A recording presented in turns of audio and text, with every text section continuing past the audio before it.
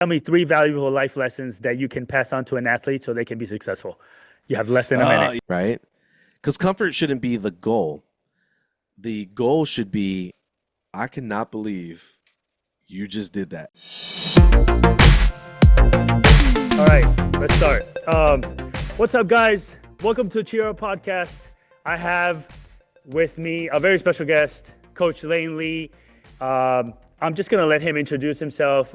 We went through a little struggle getting on the podcast today, but it's been good. We finally made it happen. Starting off a little flustered this morning, but we're good. A little bit, right? Yeah. All right. So, tell me about yourself. Tell the audience who you are. I'm sure people want to know more about you. So let's hear it. Thanks, man. Yeah, Coach Lain, or that's how I go by, in the professional sectors. I'm a mental performance coach and tumbling technique specialist. I work with athletes, primarily with athletes who their parents, coaches, or they themselves say that they are mentally blocked or they've suffered from mental blocks, or they suffer from physical trauma from previous injuries. They suffer from debilitating low confidence and anxiety. So I get to work with them and their families on rehabilitating their skills, but also helping to educate them on the mental processes, the neuroscience and psychology that goes behind the physical performance. I am passionate about fear psychology, performance psychology, and just kind of a neuro nerd when it comes to all things, performance-wise for high-performing individuals, not just cheer athletes. I've worked with basketball players, soccer players, and trying to get into the tech world and corporate sector now, working with high-performing corporate professionals. Oh, damn. Wow, that's awesome. Yeah, man. How did you get into cheerleading, though? How did you get? Uh, Yeah, tell me your story about how you got into cheerleading. Were you ever a cheerleader? I was. So I grew up, very athletic. I didn't really have the attention span for organized sports all the time. So it was more like, backyard messing around, tumbling, and, neighborhood sports. You remember, Renato, when we were kids, you would Yeah, go outside and play right. and, you're right, pick up games and stuff like that. So, but no, Absolutely. I always wanted to know how to like tumble. And so I met a guy in high school, my freshman year, who was a break dancer, very gifted mover, and he just freestyled everything. So we were just messing around in the schoolyard after school one day, and the cheerleaders were practicing. This was a small private Christian school, so when I say the cheerleaders were practicing, I mean like a group of like 8 girls was Kids. practicing off to the side, very disorganized. But they saw us messing around, and we were huge, huge Jackie Chan fans back then. Okay. Still am. Yeah. So we were, doing backflips off the wall and, jumping off of Parkour picnic stuff. tables, parkour stuff. Yeah. Hardcore parkour before it was hardcore. Right. And no, I think one of us, like, we were choreographing something and one of us did a toe touch and the girls were like, oh my God. And we were like, what? And they were like, do that again. And, that's literally, that was our induction into cheer. But before then, I had done like some dance troupe stuff. And so for me, it wasn't like too far off. I never saw it as like a female only activity. I only ever saw it as like athleticism. And then when I got involved in it, when they actually got me on the cheer team, I fell in love in like the first 2 weeks. I was like, the physicality behind this is amazing. Yeah. All star Like cheer or was it high school cheer it or was middle it school was cheer? sideline. Yeah, it was sideline Sideline. high school cheer. But like just getting to stunt and like, like we can lift human beings up like this and it's Yeah. entertaining, like And it it's was crazy. cool. It was cool. You feel strong and Yeah. super athletic, and You're hanging out so with the yeah, girls. hanging out with the girls, it was a It was win-win, like, right? yeah. And so yeah, so I did that for 2 years at that school, and then my mom had taken over as the coach because, or like the director of the cheer program, which is, again, 8 to 10 people. Right. But yeah, I think they were secretly trying to get rid of the cheer program at that school. So, Oh. first it was like, oh, you don't have a coach and you need a coach or else we're going to get rid of the program. And then my mom stepped in and they were like, well, now you don't have anywhere to practice because, basketball, soccer, football, no, not football, soccer and basketball take priority. And Wow. so, and volleyball, that was their big three. And so my parents found a storefront dance studio and rented that for about a year. And then we quickly outgrew that. And then we were able to get a warehouse, like a typical cheer gym, like a Yeah. warehouse in the commercial area. Where was this, by And the way? this was in Northern LA? California. Northern California. Yeah. And so that was my start. And then, so I spent my last 2 years of high school uh, performing and competing, and then went directly into coaching, of course, being the son of a gym owner. And that's where I really started to fall in love with the physics of the movement and like having to break it down all the time to the athletes. And I was doing everything back then. I was, like I was doing choreography, music mixing, stunt technique, tumbling, jumps. It was You just were fully involved in the whole thing. fully involved, which is what makes what I do now so much more special and meaningful because I got to choose which part of the gambit that I liked the most Uh, and focus on that. So, Focus. yeah, Oh, damn. Wow. that was the induction though. It was literally just a after school kind of, Were whimsical you thing. were you fully self-taught, or was it your mom? I'm sure she had a background in cheerleading, or were you self-taught No, completely? I was self-taught for the longest time, and then when we got the actual cheer gym space, we started investing more in like outside instruction. So I did a couple, and I know people are gonna, guys always Go get a ahead. bad rap because like, the girls are always saying, "Oh, guys learn so fast." Right. It's because we're stupid because Yeah, right. we'll just I have we'll no just throw fear. ourselves, no fear. No, so I spent like a couple weeks, maybe at the most like 2 months at a gymnastics facility, taking like a class every week or maybe like twice a week. I think during the summer we did, like 2 times a week. And then I think that was my only instruction for tumbling ever. And Dang. the rest of it was self-taught and then study, as I got older Yeah. and I was doing full-time coaching, it was more studying people that I admired as coaches or as athletes At least. and just using, I always say like using empirical data, using the information that I gathered from all these years of coaching to refine the skill and make it more safe and make the athletes more competent and controlled when performing it. So, Oh, damn. Wow. That's interesting. And this got yeah, you to where you are right now. yeah, a lot of nerding out got me to where I'm at right now, man. Just Like trial and error, pretty much. a lot of trial and error. And And on that note, there's a quote that I love. uh-huh. Samuel Beckett was I think a British writer or an American writer. But Uh-huh. he said, "Have you ever tried? Have you ever failed? Doesn't matter.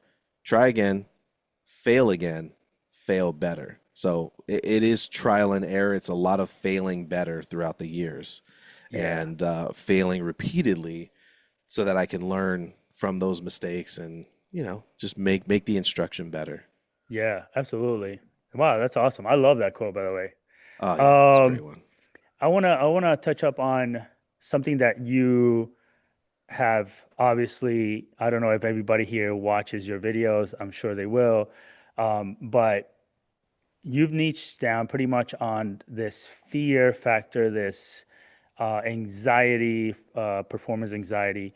Yeah, Um, can you tell me what is fear and why do you think we need it? Because I saw one of your videos. You told a girl, "Fear. It's okay to to have fear. You need yeah. fear." So, what is fear and why do we need it? If you look at fear from a uh, scientific or neuroscience standpoint, fear's function is to help us stay safe, plain and simple, right? We have two main types of fear: biological fear and psychological fear. Biological fear is a response to a clear and present danger, so something that is going to cause us harm and or death if we don't take action. And the crazy thing is we don't have to think about taking action. Most of the systems in our bodies and our brains are programmed to make us take action in the face of a clear and present danger. We need that type of fear because if we didn't have it, we wouldn't be able to respond and keep ourselves safe and keep ourselves alive. Then we have psychological fear, which we also need and is also designed to help keep us safe. But psychological fear primarily is a response to discomfort. It's a response to a perceived threat. With biological fear, we can usually manage those threats, right? Everybody likes to talk about the active response, or, sorry, the active response, our fight, flight, or freeze Right. response, Right. right? So everybody likes to bring that up, but doesn't they don't always fully understand what that is because society likes to tell you that if you fight, you're brave, and if you run away, then you're You're more of a scaredy cat. coward, right? You're Yeah. scared. When in reality, both of those are self-preservation acts, right? They're both actions, and biological fear will always move you to action. With biological fear, we usually feel that we can manage those threats. And so fight or flight are usually the two options that we get there. But on a day-to-day basis, we're not dealing with threats that are going to cause us harm or, lead to death. Like, it's usually a rare occurrence. Right. What we deal with, the fear that we deal with on a daily basis is psychological fear because humans hate discomfort. And for good reason. If you're uncomfortable, it's going to cause you distress, and distress could lead to long-term health implications, right? All right. So your brain wants you to get rid of your distress. It's something you and I kind of discussed briefly before, Yeah. where I was saying like the brain doesn't process time in the same place that it processes emotion and feeling. So to your brain, when you experience a discomfort, it's already been an eternity. Like it wants you to get rid of it as quickly as possible And you because the stop. longer you're in, yeah, the longer you're in that state, the more likely it is that you're going to experience some sort of, adverse Panic. reaction. Right. Right. So we need fear, or fear is this is what the definition of fear is, but we need fear because it helps us stay alive, stay healthy, and be aware of things that are either, like with psychological fear, it's a lot of perceived threats, things that we see as maybe causing us harm or being bad. But really, if it's a response to discomfort, then we need fear to help us know when we're getting outside of our comfort zone or when we're approaching the edge of that, because you don't grow within your comfort zone. So we need that fear. If it's scaring you, if it's like, okay, well, is this going to cause me harm? No. So that means that it's just a response to discomfort. What's making me uncomfortable right now? Can I recondition my response in this moment to recognize that this is not going to cause me harm? It's just making me uncomfortable. And so this is why, like you said, you see videos of me saying we need fear, not just because it's going to keep us alive, but because it's going to let us know when we are approaching the edges of our comfort. And with humans hating discomfort, the goal is not to get rid of discomfort. It's to learn to be comfortable in uncomfortable situations and with things that make us uncomfortable more often. So yeah, that's why we need fear, and that's how I've learned to identify and define fear. It's a very necessary tool, not just for our survival, but for our growth. I see. And you touched up on something as far as being aware. So like fear will release certain biochemicals that help to raise your awareness. Cortisol, adrenaline, like cortisol is released Huh. to help you focus. Adrenaline is released to help prepare you for action. By the way, really interesting because we were sharing like a lot of, interesting gee whiz facts about, how the brain and body communicate Yeah. or respond to stuff like this. When our active response is triggered, when fight or flight is triggered, did you know that um, blood gets reallocated to your extremities to prepare you to run faster or fight harder? Oh, really? I know it did to like to your heart because it's Yeah, obviously your it's heart rate your heart rate increases, will so it's go up. yep.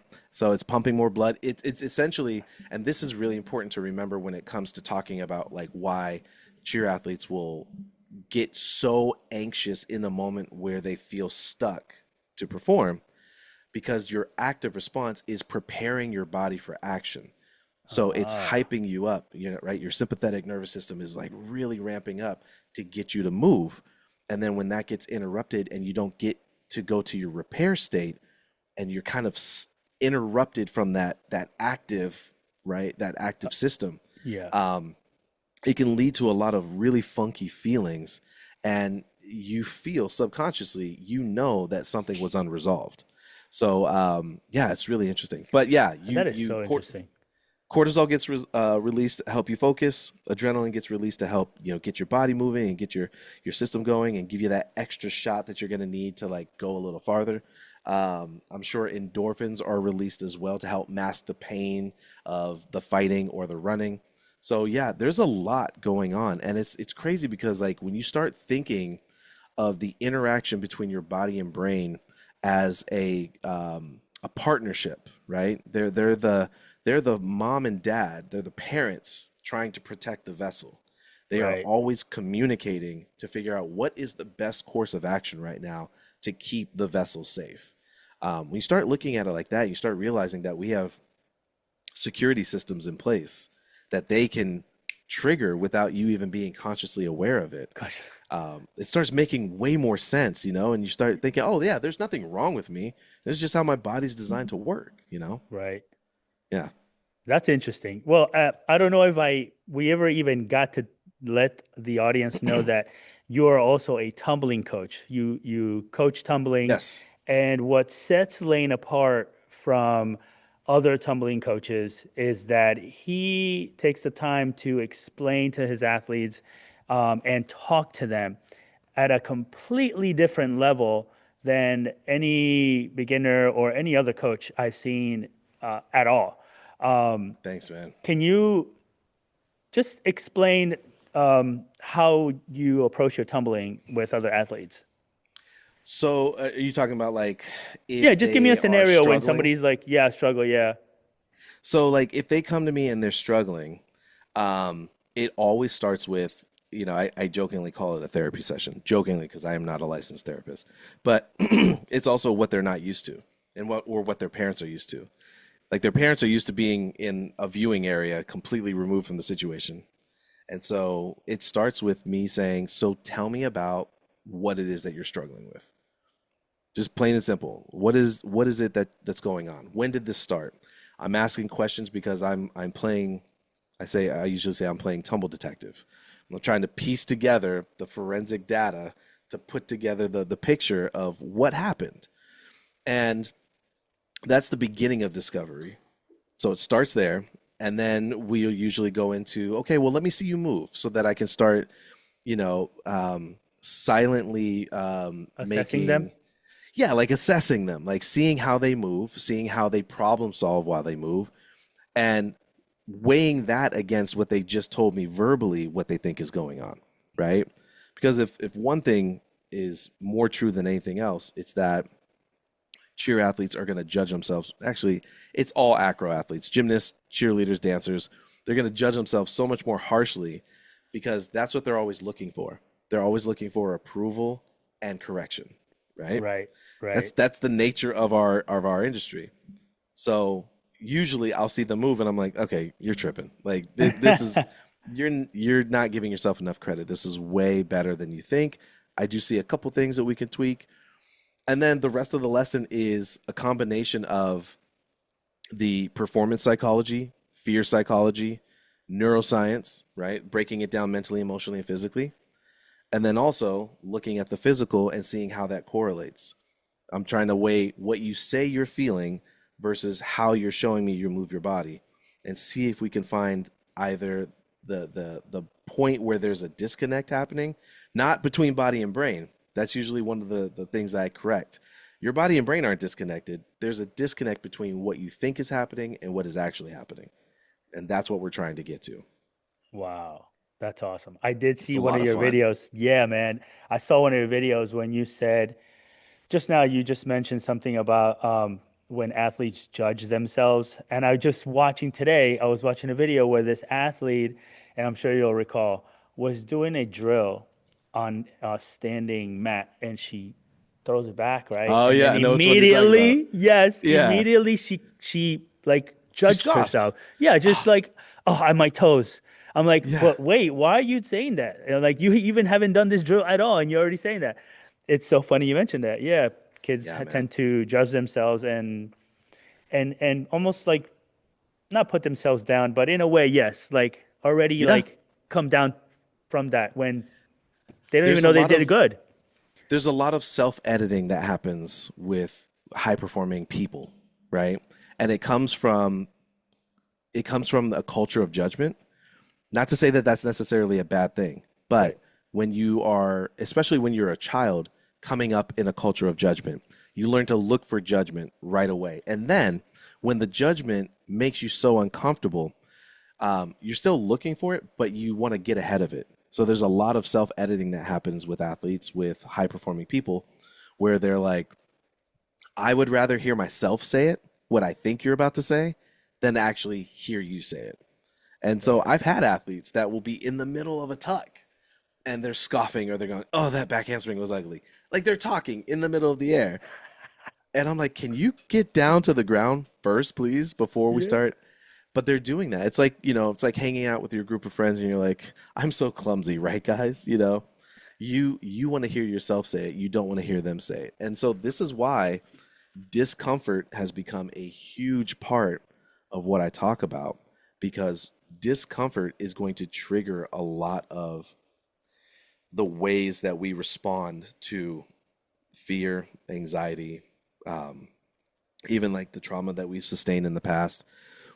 Discomfort is everything, honestly. And humans are really good at blaming a much larger problem for something small and relatable because the discomfort of vulnerability is something they haven't learned to respond better to. So, yeah, you get that a lot with the athletes that I work with. And I think that helping them to understand, like, it's okay to make a mistake. Again, going back to the Samuel Beckett quote, right? Like, fail better, fail again, fail more. Even Will Smith had a quote where he said something like, fail forward, right? Fail Yeah. repeatedly. Do it knowing that you're going to keep going that way. And like there's so many other things that we could talk about, like people's perception of what progress is, where they think that only if I'm making these huge leaps forward and I'm hitting these milestone markers that I'm actually progressing. Progress. And it's like, if you can look at the micro instead of the macro, look Right. at how every tiny step, we get this as dads more than anything, but it's like if you look at the tiny steps, you see just how much progress you're making over time if you can be patient with it. But It's yeah, it's a lot of that in what I do. It's a lot of the correcting the self editing or pointing it right. out. Right. To make them aware of that. It's almost like reaching success. You never really reach success. It's the stepping stones that you're getting to reach the success. You know what I mean? It's Yeah. almost like that, you know? Well, because it's like, what is success? It's different to me than it is to you. To exactly. It's a very objective thing, or sorry, subjective thing, Objective. right? And just to even say like, I want to be successful is ambiguous. Even Yeah. if I know what I think success is, like to Yeah. say I want to be successful, you really have to like whittle that down to, okay, well, so what are the steps and what does being successful actually look and feel like? You Right. know? So specificity, I always say that is important in everything that we do, to be as specific as possible, even in the words that we're using when we're communicating. Be as specific as possible. If you're not getting as a coach or a parent, if you're not getting the results that you expected, maybe you're not using the right words. You Right. know, maybe switch up your words and see if that helps the athlete or the child that you're speaking to. Because words have all of these implicit meanings. Like we know that what words mean because we make those associations early on while we're learning the language. So if you say a different word, it's going to get an action without you even really having to try. Right. So, but yeah, It's what you say and how you say it. I've always said that it's very important. What you how say and you how say you it is say huge it is too. very important. Yeah. Let me ask you this. You worked with so many athletes, and the one example that I gave you, that athlete that you've never worked with, she was doing a drill. How do you build I mean, they obviously know what they're getting into with you. They know how you coach it. They Yeah. know, everything about you, right? So how do you build that trust from that athlete that has never worked with you? That's a great question, man, because number one, you have a finite amount of time with that athlete. And for me, a lot of times it's either an hour or 5 hours. So if a family travels to work with me from out of state or out of town, we'll spend 2 days working together, 2.5 hours each day. That's great. That's more of the ideal situation, but even that is a finite amount of time. And Yeah. then if we only have an hour together, that's even less. And it's really interesting because, like you said, a lot of them do see what I do, so they know what to expect. Some of them don't, but there's a lot of like unspoken, what is the word I'm looking for? There's a lot of unspoken behavior or unspoken expectations that happen in an industry like cheer. And it can be a problem if you're not paying attention to it. But for instance, most athletes trust, if you say you're a coach, they trust you to be hands on and spot them and keep them safe, right? Right. I try not to take that for granted. I always make sure, number one, I ask every athlete that I work with, are you comfortable with me touching you in the first place for the sake of spotting? And then if so, do you trust me to keep you safe? And usually they're like, oh, yeah, that's fine. But if you're coming off of an injury or you're coming off of just bad experience, maybe you have emotional trauma from a really abusive coach, you can say you have that trust, but it's really hard to let go and allow yourself. I'm a stranger at the end of the day. So it's really hard for them to like let go and allow that trust to happen. So yeah, to answer your question, I've adopted this term, this phrase, ministry of presence, and to me, it means something completely different. I think in more religious sectors, it has to do with like that being, I mean, I guess actually it's kind of the same thing. Like, my ministry or what I believe to be the way that I'm, evangelizing and proselytizing is Yeah. through my presence, and Gotcha. um, so that's what I lean on. The energy and the vibe that I bring to these lessons, it's all through presence. And Uh-huh. I'm just my authentic self when I'm doing this. And I think that's what people respond to in on social media. And then when they're in person with me, that's what they're responding to as well. It's the presence that I bring to each lesson. And I'm very grateful because, the athletes are very trusting, not just with my physical capability of keeping them safe, but also with the information that I share with them. And yeah, it So, helps to, I think having that in mind helps to break down the awkward barriers. And plus, I don't shy away from awkward pauses and interactions. If I'm going to preach discomfort, I have to live it as well. So that's how I think I get to them as well. okay. So, let me ask this in a different way. What sets you apart from other coaches? I don't know, man. You tell me. No, I'm just joking. What do you Honestly, feel like sets you apart from every other tumbling coach? and I think that right there, I think that I try to recognize that I'm not just a tumbling coach, because if that's the case, then there's nothing special there. No offense to anybody that's just out there doing that, because I think everybody brings their own style and flair and energy to being a tumbling coach. But if that's the only thing that you're looking to get from me, then you can literally go to anybody. We all physically do the same thing at Yeah. the end of the day. Even if we don't teach the skills the same way, if you're just looking for someone to teach you a skill or do the physical skill, then yeah, you can pretty much go anywhere you want for Anyway, that. cool. And so I try to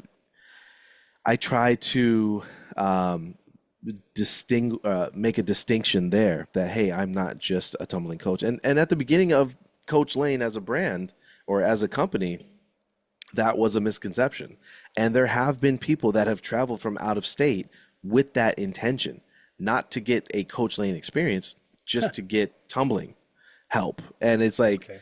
that's why I do discovery calls now, because I want to make sure that we're on the same page before you pay all the money to fly out, stay out here in the Bay Area, make sure that you understand the kind of experience that you're going to get. If you just, are following up on a lead, word of mouth recommendation, I want to make sure that you know what I'm all about and what I represent. So I think what makes me different is not just the approach, not just the mental performance and how I do things.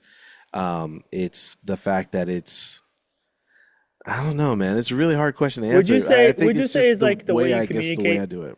Would you say is It's the way you definitely the way I communicate communicate. with your Yeah, athletes? I've been told that I communicate in a very unique way. I'm not quite sure what that means, but even in my early days as a coach, I would have parents always say like, "You should be a teacher or a youth pastor or something." Like you have a different way of communicating with the kids where you connect with them.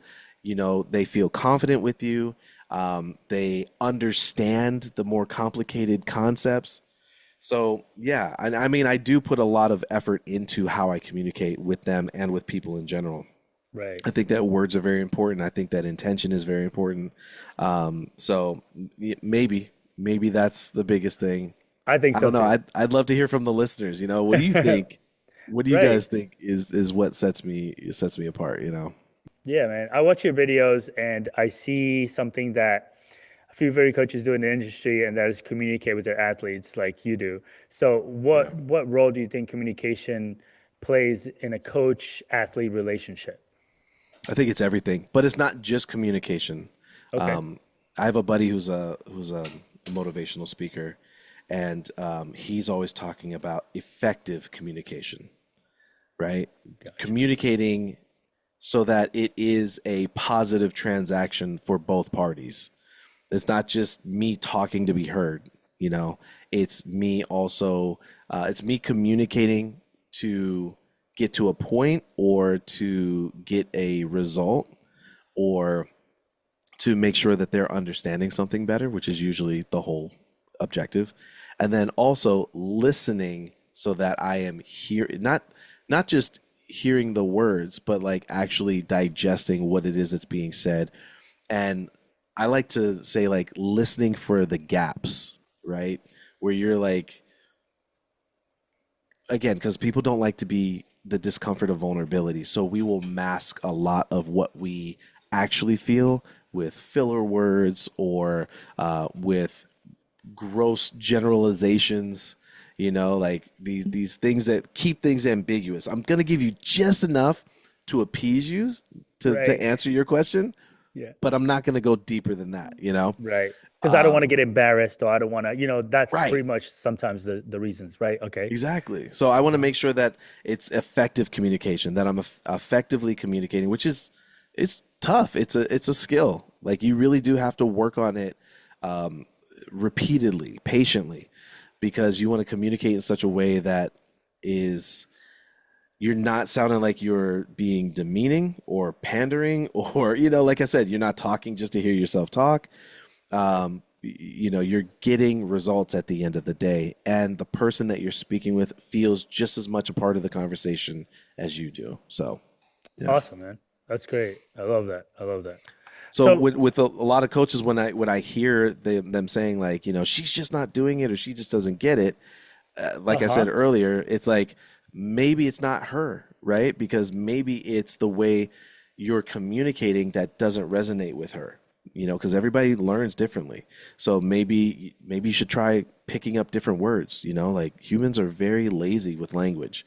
So pick up and practice some different words to see if you can get a more specific result to what you were looking for in the first place.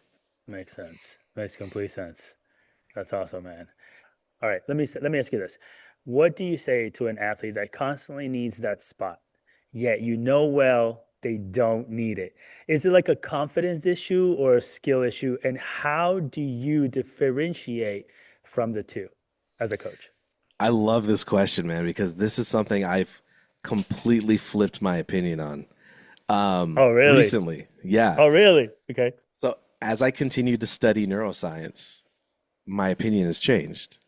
So before, I was very much like the typical coach, like, you don't need a spot. You're just asking for a spot because you're scared. And it's fine to be scared, but you're not going to grow if you are always using me as a crutch, right? And so this is what I used to say. I no longer believe that. And I try to explain it differently to coaches, parents, and athletes now. So if you look at it from a neuroscience standpoint and you look at it from a human connection standpoint, right? We have this chemical called serotonin. And serotonin is its main job is to make us feel bonded with each other. It's what, humans weren't designed to be alone just Right. as individuals, right? This is Right. why solitary confinement is so damaging to prisoners psychologically and emotionally, because humans were not meant to be alone. And so when we are alone, we do our best to quickly form bonds. I find serotonin to be most interesting when you look at game shows like Survivor or Squid Games or what's that other one? Like look at any elimination show. My wife and I, Yeah. like, we get really into like Korean broadcasting on Uh-huh. Netflix. So there's this Korean show called The Devil's Plan, and they have these people. It's like Big Brother mixed with like psychological games, Oh, dang. and it's crazy, man. So at the end of every game, one or more people get eliminated. The show is only filmed over the course of a week. These people will What? ball. You look at Survivor, you look at, all these. When you see someone get eliminated from a game show, and these people are only together for a couple of weeks, right? They're bawling like, "Oh my God, I can't believe they're gone." That's serotonin at work, because serotonin is designed to make us feel bonded, and it has this cheeky little hack where it can provide you with the bonded feeling without there being any intimate exchange of actual emotion. And so Huh. I think that we see this a lot with athletics, right? Because we spend time with our athletes developing a bond, but we're not best friends. We're not their parents. We're not with them all the time. But there is this connection that they feel. And serotonin also carries the components of self confidence and self esteem. Ah. And when we talk about confidence, I picked this up from Mel Robbins. Confidence is not a personality trait, it's a skill. It's something that we have to develop because humans do not naturally feel confident. Right. And so confidence comes from two places. This is a mixture of Mel Robbins and this Indian psychologist I found. So the Indian psychologist said that there are two main types of confidence. There is natural confidence, right? Like if I were to ask you, like, Renato, what is natural confidence? What do I mean if I say someone's naturally confident?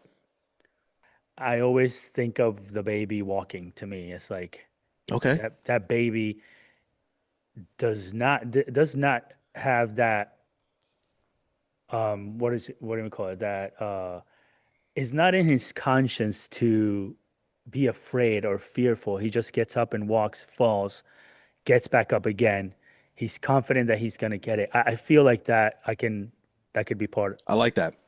I think that a lot of people they say that about, like, someone who's gifted and talented and gets on stage and does their thing. If they look really confident, people will say like, "Oh, he's just so naturally confident," or like an athlete that gets out on the field, or the new kid in school comes into your classroom. I think we all experience that, right? That new kid Oh yeah, starts yeah, making yeah. friends immediately. You're just like, dang, I wish I could be naturally confident like that. That's not what natural confidence is. Natural confidence is actually that serotonin connection that I was talking about. It's the confidence that you get from your natural surroundings, from, your home life, your friends at school, your close friends outside of school, your teammates, your workmates, those people that you feel closely bonded to. That's where you're getting little micro doses of confidence from. That's natural confidence. And then the other type of confidence that we have is manufactured confidence. This is the confidence, like you were saying with the baby, this is the confidence that we all get from one thing, which is repetition. Yeah. The more you repeat a behavior, the more confident you're going to feel. Not just confident, but competent, controlled. That's how you're going to feel in those moments. So, Yeah. Okay. taking that and going back to what I was saying about, or to your question, what do I say to the athlete or to the coach who has an athlete who is always asking for a spot? I've started saying, and verifying this with the athlete. I'll say, you're not afraid to do this skill in this moment. Like, it's okay if you have any sort of fear or any sort of nervousness, but that's not what I'm saying. I'm asking, is getting hurt the worry that's at the forefront of your mind? And they'll say, no, I feel like I could actually do the skill. So, okay. So you're not asking for a spot for safety. You're asking for a spot for support, for presence. You want that serotonin. Without knowing that's what they're looking for, they want that serotonin release. They want a little oxytocin, right? We get the oxytocin from proximity, from touch, from some physical contact. They want to feel supported in those moments because maybe the confidence performing the skill solo is low, right? Maybe they're not fully aware of how it's supposed to feel on their own. So what I say is get spotted as long as you feel you need to be spotted, but have the awareness to know when that confidence is going up. The problem isn't that they need a spot. The problem is that the timeline for a cheer season doesn't support getting spotted longer, Longer, right? Exactly. So my right? question to you, my follow-up question to you is: so what? At what point, as an athlete, do I say, you know what, I'm ready?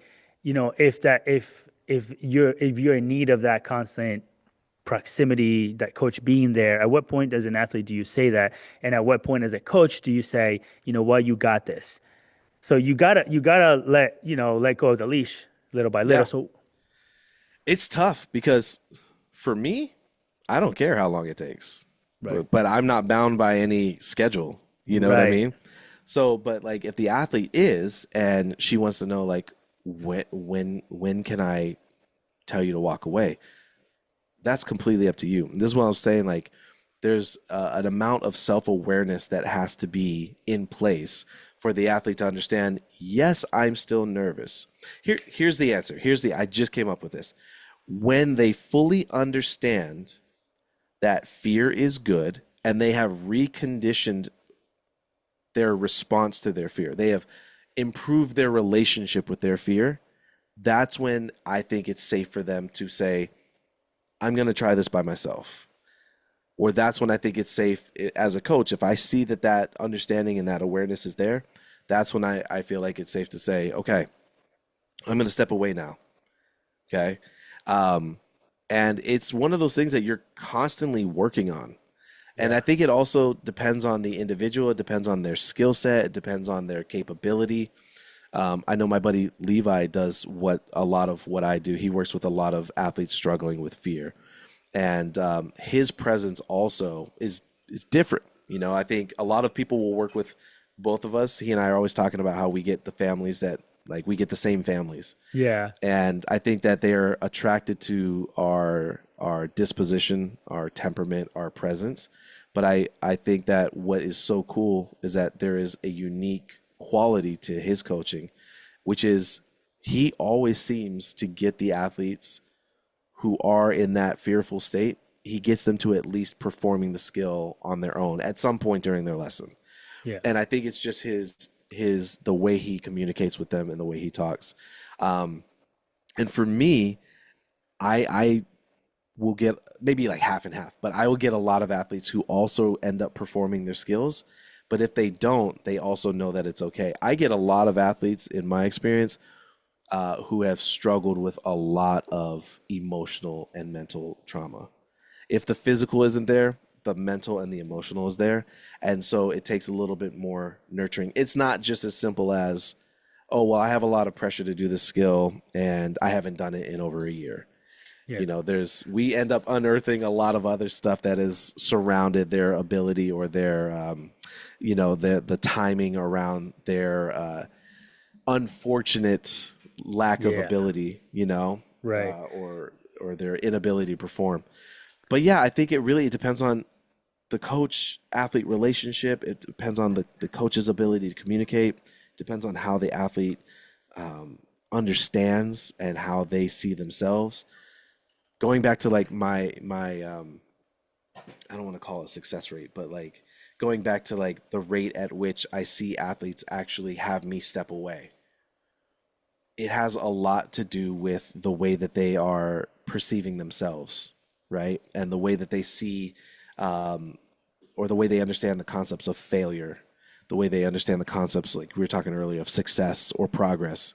And so if you're an athlete that struggles with that or has never thought about that before, then yeah, we're going to spend our 2 days together with me spotting you. It doesn't mean you're not getting reps in.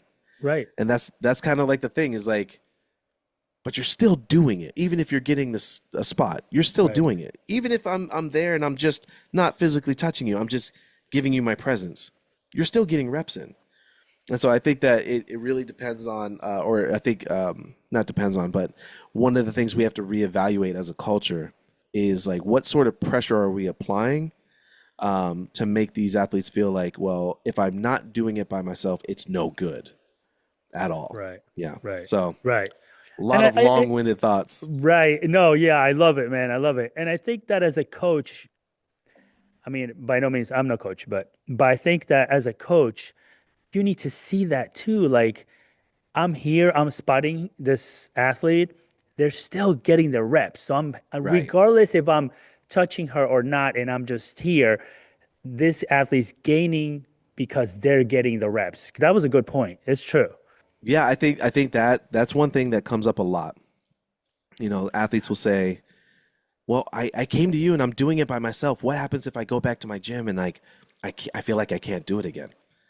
I'm like, do it where you can. Do it however you can. Don't be ashamed to ask for a spot. Communicate with your coach. Say, hey, I just spent 2 days with this guy in California. We got to this point where I was making progress, but I'm here now. And for whatever reason, the circumstances are making me nervous again.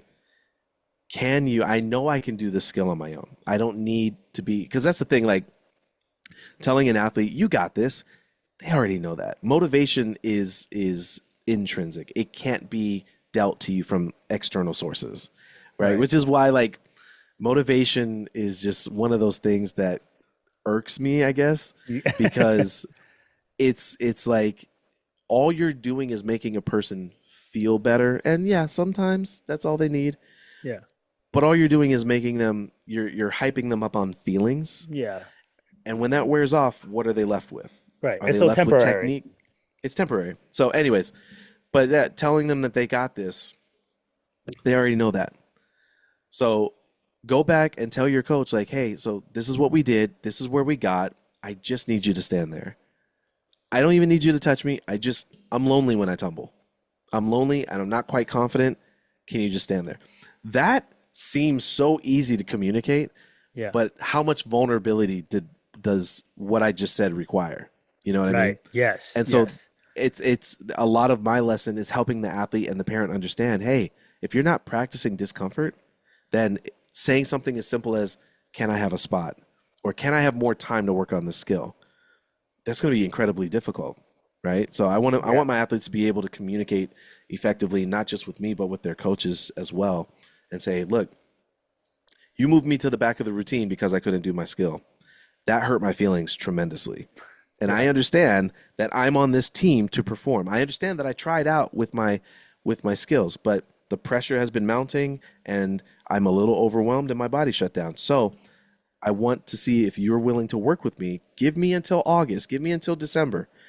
I promise you I'm working. I'm working really hard. Can you give me that time? So conversations like that, they're simple, but Yeah. they don't happen that often. And I think they Right. need to happen more often. Right. And to that, and we're gonna move on from this, but to that is like that's when the communication from the athlete coach come into play because a lot of athletes are scared or afraid that they're gonna ask for a spot and the coach is gonna say, like you said, you got this. Nope, you don't need a spot, you got this. But And as a a lot of times they coach, do. yeah, yeah, a lot of times they do, but as a coach, like again, I'm gonna bring that again because I love that, is that they're not the coaches sometimes is not realizing that they're putting in the rep, regardless of you spotting them or not. They're putting in the reps, which in turn is going to make them more confident. So yeah, And reps alone, this is just to like build off of that. A lot of coaches just see quantity over quality. yeah, The reps okay, alone is not going to get your athlete doing the skill. They can put, there's this other coach I interviewed for my podcast a while ago. His name's Tony Bauer, and he works with a lot of military, a lot of police departments. He works on helping them to respond better to fear. And oh, so we were talking, and did I see? I think I just saw this on one of his posts, or I heard him say this in an interview. I forget where, but I posted it on my account with his permission. But he said, "Be careful what you're practicing repetitiously, because you can get really good at a bad thing. And that's something that I think coaches need to look at as well. It's like, because I've been sent so many videos from girls that are like, can you please help me? My coach doesn't know what to say. I don't know what's going wrong, but it's been 3 years and I still can't get my back handspring. And they'll send me a video and I'm like, are you kidding? It's right there. That's the issue, you know? And so I'm like, yeah, they've been practicing for 3 years, but they've been practicing something that is counterproductive to their ability and their safety, Oh, right? So wow. it's not just always just reps. It's quality reps Quality reps. or productive reps. You know what I mean? All right, this is a good one. So, how do you become uncomfortable as an athlete? And so, is being comfortable the actual doing of that thing that makes you uncomfortable? That's a good question. I think comfort comes with the repeated doing of the thing that makes you uncomfortable, right? Because comfort shouldn't be the goal. The goal should be reconditioning how you respond to discomfort. And in doing that, you become more comfortable with something. Does that make sense? Yes, that completely So, makes sense. one of the things that I give almost everyone that I work with, and I've said it on almost every podcast interview that I've done or conversation. I like this as a podcast conversation. Yes. Is the 10% challenge. Have you ever heard of that? No. So I picked this up from author Tim Ferriss, but and he picked it up from I think serial entrepreneur Noah Kagan. Yeah, but it's super simple. It's super novel. Every time for the next 10 trips that you take to go get coffee, smoothie, fast food, wherever, next 10 trips that you take to go eat out, you simply ask for 10% off. What? That's it. You ask for 10% off of your meal or your drink or whatever. Really? I've done this repeatedly. I always try to practice what I preach. Yeah. Um, I've had athletes send me videos of them practicing it and trying it. I hear stories all the time. You really quick because I know we're short on time, but you Yeah. want to hear my favorite experience with this? Yeah. So I went to go do a pop-up clinic in Alabama with my buddy Trey at his gym, Magic City in Birmingham. And so I go out to dinner with Trey, his kids, and another coach that night. And I had just got done the day before telling everybody about the 10% challenge at the coaches training. And so we go out to dinner, we get our checks, and the server, brings us the paper, and I was like, "Hey, one more thing. Will we be able to get 10% off tonight?" And he goes, "What?" And I was like, "Can we get 10% off of our meal?" And he's like, why?" I'm like, and that threw me off guard because Yeah. I didn't expect him to say why. So I was like, "Oh, nice person." And he goes, "What?" And I was like, "We're nice people." And he goes, "This is weird, man." And I was like, "I know." He was like, "I can see what I can do." He's like, "Are you military?" I was like, "No."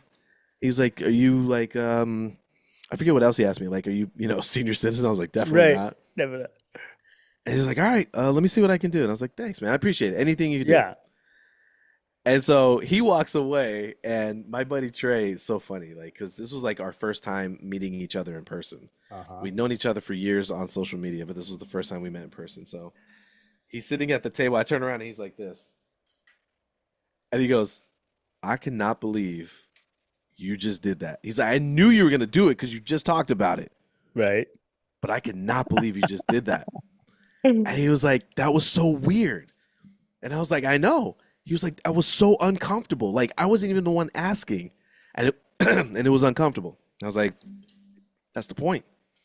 Doing the uncomfortable thing repeatedly is what is going to recondition how you respond to it." I was still nervous. I was Yeah. uncomfortable, but I'm more comfortable doing that uncomfortable thing because I do it repeatedly. Yes.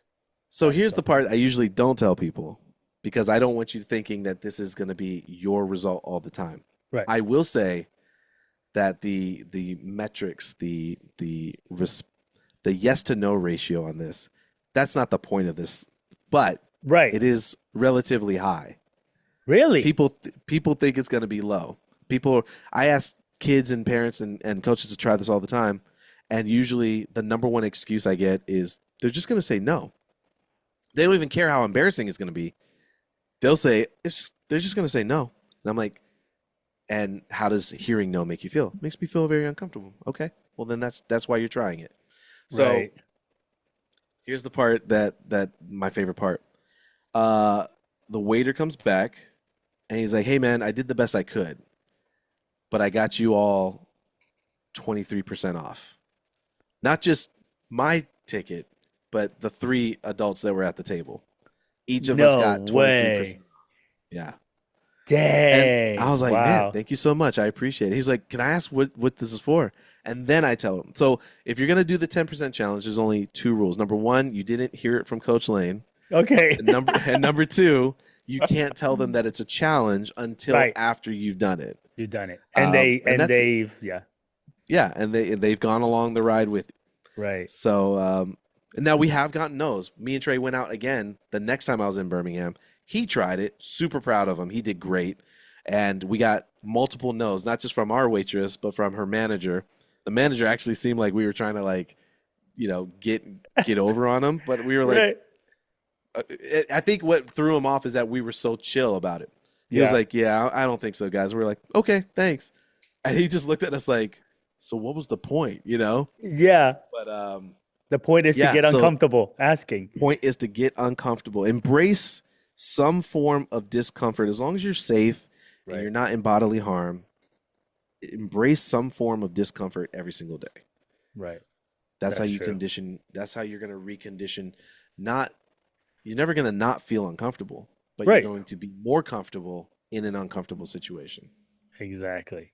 That's beautiful. So as a family, we have a YouTube vlog, and Nice. yeah, man. And in touching up with uncomfortable, vlogging is the most uncomfortable thing anybody can Yes. do. And it took Yes. me years to get in front of a camera and just talk to the camera like a lunatic. My wife Yeah. was not even down to doing the vlog, but then little by little, I started getting a little traction and just, it's just awkward, uncomfortable, especially in public. Yeah. But it's been The it's repetition is what it's all a, about. exactly, man.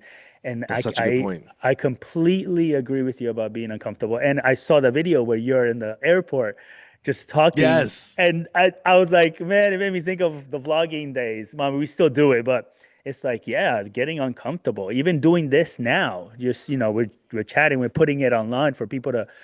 You don't never know Before how the they're gonna. pandemic, I never did this. I would never jump on a video call. If I could avoid it, I would. Really? And yeah, and Are then I you ended up doing hundreds of virtual calls during lockdown, and I got more and more comfortable with it to now where this is my daughter even knows that this is a very normal part of my everyday. Yeah, yeah. My daughters too. It's like, when are you gonna vlog, Dad? When are you gonna vlog? When are we gonna vlog? Make a video, blah I blah blah. like Let's make a that. video. It's like they're in that time where vlogging and everything is so normal. Back in the day, it was like, what is that guy doing? Yeah. Just Peter McKinnon is a really big photographer and I know blogger. him. Yeah, and yeah, as a photographer, you should know him, right? Yeah, yeah. And I remember he had some great advice. He was like, the best advice I ever got, this is me speaking as him, but he said the best advice I ever got when I first started vlogging was to just vlog as much as I could, even if I never ended up posting it, because he was like, you have to get comfortable with the discomfort of vlogging. And he was like Yeah. that it would your vlogs would look more natural and less, nervous, and you would learn to flow and what things to talk about. I've Yeah. tried vlogging over the years and really enjoyed it. I put out a couple, but I stopped, and then like 3 years later, I tried picking it up like this year, and I'm like, all I'm doing is the same thing every trip I take. I'm at the airport, going through the airport, getting on the plane, and so I'm like, I need to practice this more often so that I know like Yes. what I'm actually vlogging about, and there's a story to each of my Yes. vlogs. Yes. But But yeah, that's really cool that you guys do that. yeah, even if there is no story, like there's always going to be a story. Wherever Yeah, you're going, there's always going to be a story. There's going to be a destination. It's going to be a beginning and an end. And yeah, And like what I was gonna say is, shoot, I just forgot again. I'm bad, bro, at this. But we were we put ourselves here. This conversation that we're having, we're putting ourselves here. We don't know, and we're pushing it out on the internet. We don't know if people are gonna judge, they're gonna criticize, they're gonna say how I'm talking, how you're talking, if my voice sounds weird, but just doing the vlogging before That's a got me good point. prepared to feel comfortable doing this. Even though Yeah. you're right, you're never gonna be uncomfortable. I mean, you're always gonna be uncomfortable. Right. But I'm past that stage where I'm still uncomfortable, but I'm Yeah. doing it. So yeah. This one's really interesting. I'm an older athlete. Guess how old she is? This is what she put. Uh,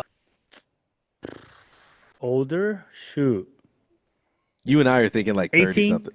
Oh, really? Uh, I would because think there's a certain part where you stop cheering, you go to that's college and true. stuff. That's true. Maybe, 18. I was gonna say 21. Yep, that's what she said. Okay. So she's an older athlete, 21, that developed a mental block on all my backward skills. That was part one of her question. Part two said, what are your favorite resources to recommend? Tried a few things, nothing stuck. So, Lizzie, here's what I would say. Number one, we would start with my favorite thing to clarify that you don't have a mental block. Again, I said it earlier in this podcast. Humans are really good at blaming small things for much bigger problems, right? We lack the vulnerability or the comfort of being vulnerable and actually explaining what's going on. So Right. a lot of us will rely on terms like mental block because it's easy to blame something without actually getting specific. Remember, I was like, give you just enough. Yeah. So Yeah. that's what mental block is. Now, mental blocks are real, and Renato, you and I talked about this yesterday. So Yeah. there are three actual mental blocks, everyday mental blocks I always use as examples. Number one, there's one called lethologica, which has a cousin called lethonomia. Lethologica is when you forget a word when you're talking, right? You're telling a story and you're like, yeah, that new thing that came out. Oh, dang, why can't I remember it? Yeah. The That's French me. That's me. the French call it presque-vous, or in English, it's very simple, tip of the tongue syndrome, right? You forget Gotcha. what word you were trying to say. Lethonomia is when you forget the name, like of a person, place, or thing when Ah. you're talking. Or threshold syndrome, when you get up from one room in your house to go to another room and you forget why you went in that room, Yeah, right? And that's as me again. adults, we're like, Yeah. oh my God, my memory is like, no, this is a normal thing that happens.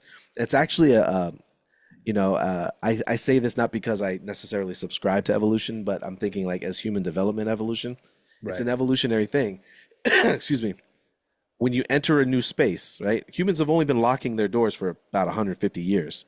So when you enter a new space, you've trained your brain, or we've trained our brains, it's a protective thing to look for tiny details that could lead to a possible threat, right? Something that Huh. might be in your space that could cause you harm, or something that Gotcha. is dangerous. And so your short term memory kind of does a refresh, a wipe when you walk into that new space or that familiar space to pick up the tiniest little details, right? You think, this is my bedroom, this is my living room, this is my bathroom. I know this space very well. Well, that's why you have to clear your mind so you could pick up the tiniest little deviations in what's normal, right? Just to see if there's Right. something that's off. Right. But I think you could argue also a lot of people pick up on the energy, and if you're not paying attention, you'll miss that as well. Yeah. So the third one is athletes get this all the time, like doing a math problem. Forget how to do a math problem or to calculate a tip. That's a mental block. All those are actual Right. mental blocks. The definition of mental block is your inability to recall mental information or perform a mental action. It has nothing to do with our physical learned behaviors, because physical learned behaviors, you're going to laugh when you see this. I actually have a brain on my desk. Physical learned behaviors go Nice. to the cerebellum, the basal ganglia, I think the hippocampus as well. But those are areas that are responsible for our long term, implicit long term memory, or the things that don't need to be consciously recalled. So Uh-huh. everything from talking to writing your name to doing back handsprings, everything that you've learned and Riding can, bike. riding a bike. That's why we say, oh, it's like riding a bike, Riding a bike. because when it becomes second nature, that's what that is. Ah. It's so your mental block doesn't affect your physical learned behaviors because physical learned behaviors cannot be forgotten. Once they are committed to that part of your memory, unless you were to unfortunately sustain brain damage due to a degenerative disease like Alzheimer's or Parkinson's, or you actually sustained brain damage, then you're good to go. So that's the first thing, Lizzie. You did not develop a mental block. You most likely have some form of anxiety, or you are achieving what we call hypoarousal, or an overwhelmed state, where you are stressed out for too long thinking about doing backward skills, or you're bombarded with too many thoughts before you do your backward skills, and your brain initiates what's called a dorsal vagal shutdown. And essentially, this is it recognizing that you're too stressed out for way too long, and it's saying, hey, we need to stop, reset, and reevaluate what's about to happen. And so it goes into this protective state. We talked earlier about fight, flight, or freeze, right? Yeah. We talked about how, like, if it's fight or flight and you can manage that threat, you're going to fight or run away. Yeah. But the freeze happens, and we see this in nature all the time with animals, right? Oh, when the threat is too great, they freeze. They shut down. Possum play dead, right? Other animals Reindeer. will reindeer, exactly. So we do something similar. We don't just like freeze and fall over, but we go into this shutdown state where we conserve energy. Our prefrontal cortex, which is responsible for all our conscious thought, decision making, opinions, etc., that shuts down. Your immune system shuts down, which is crazy. Like, you literally go into conservation mode. It's like that sci-fi movie where the astronaut's stuck in space. The computer's like, we're going to conserve energy now. So it shuts down everything except for all non-essential functions, right? Except your heart rate. Except your That heart goes rate. up. Exactly.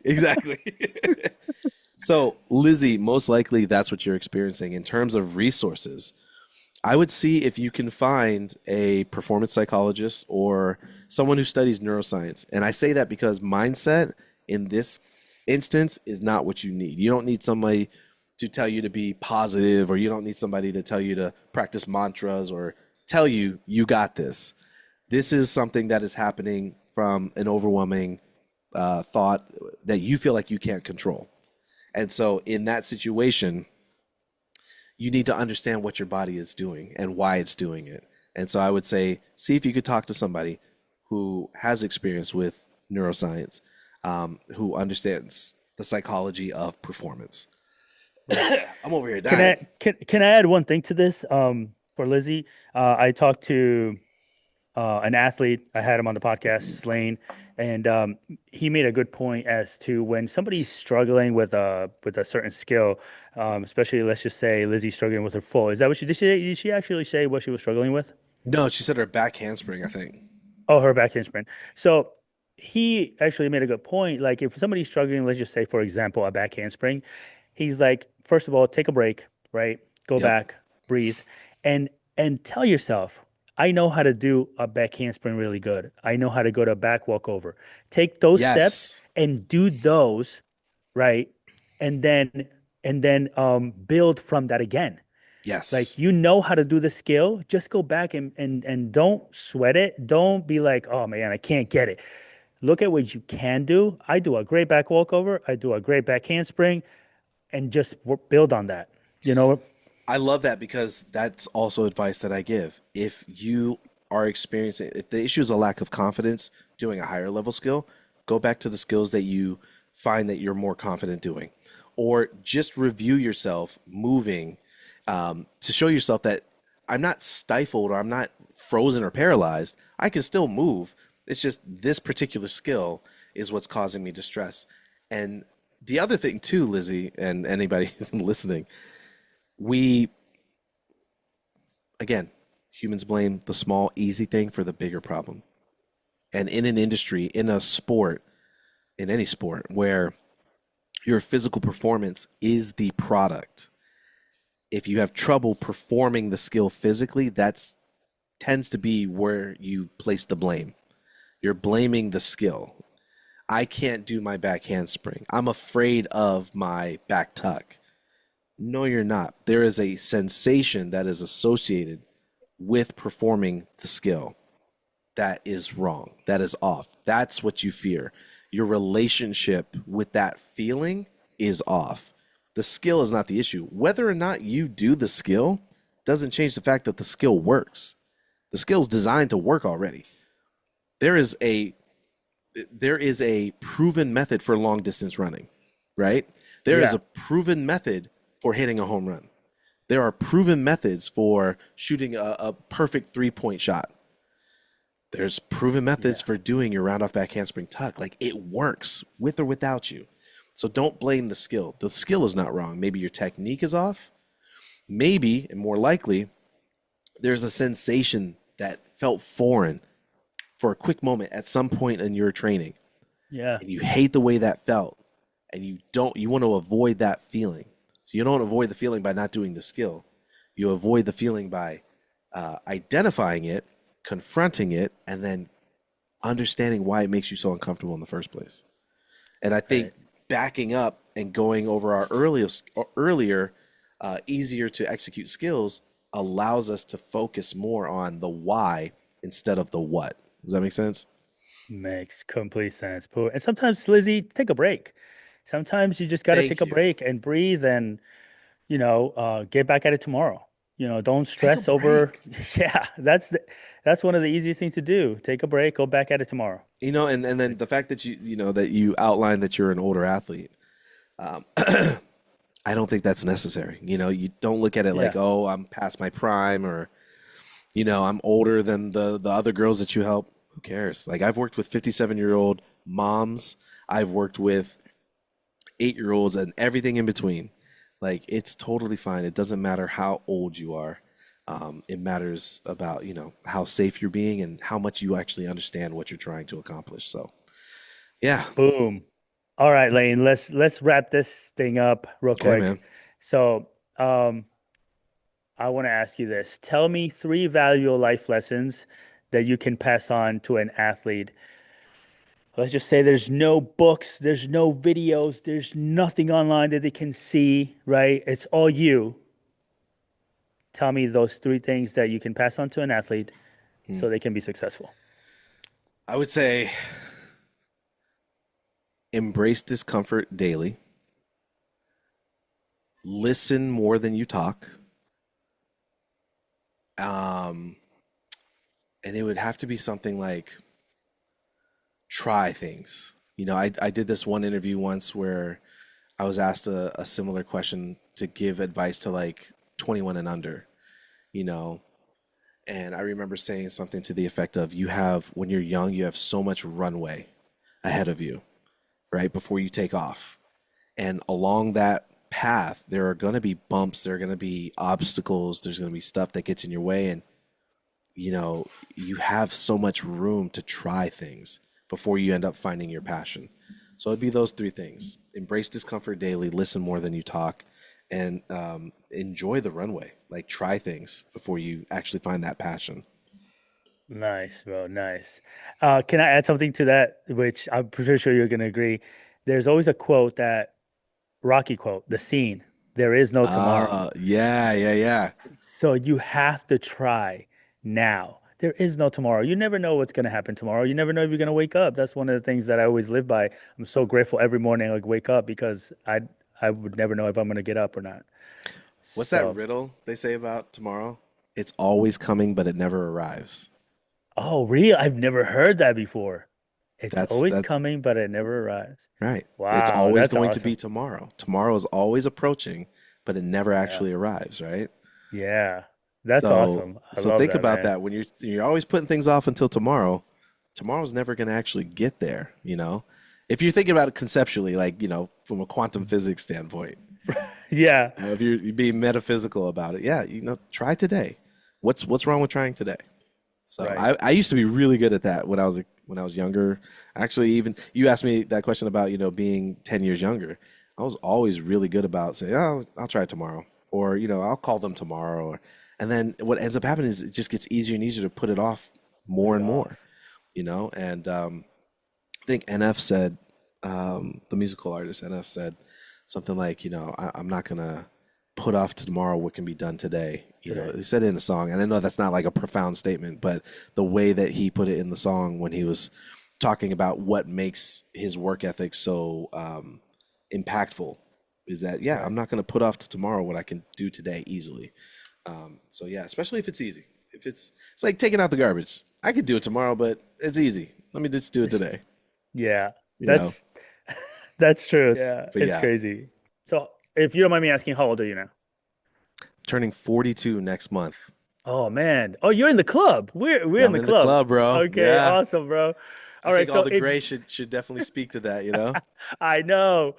Um, okay, so if you were 32 and think about, 10 years ago and think about where you were at that time, relationship, career, family, friendships, and you can think about where you were then, what advice would you give your 10 years younger self, your 32-year-old self?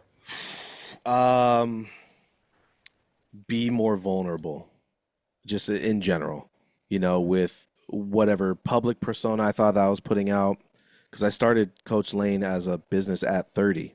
So, you know, just be more vulnerable about finding your authentic self, especially in my relationship with my wife, being more vulnerable to explore the discomfort of memories and experiences that, I felt were holding me back or holding me down. But yeah, that would be my advice. Be more vulnerable and practice discomfort more often. Thanks so much, man, for getting on getting on the pod, man. I appreciate you. It was fun.